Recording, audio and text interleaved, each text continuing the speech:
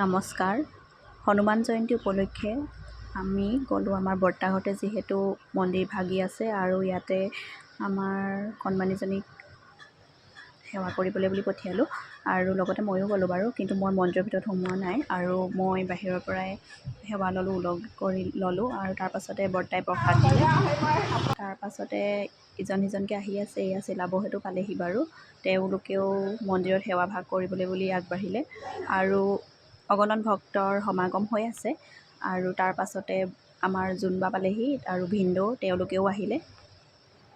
সকলোৱে আচলতে ভাল হোৱাটোৱে সকলোৱে কামনা কৰিছোঁ নহয় জানো। আমি সকলোৱে ভগৱানক বিশ্বাস কৰোঁ, মানুহ নেদেখাজনৰ ওপৰত বহুত বিশ্বাস কৰোঁ আমি, হয়নে বাৰু।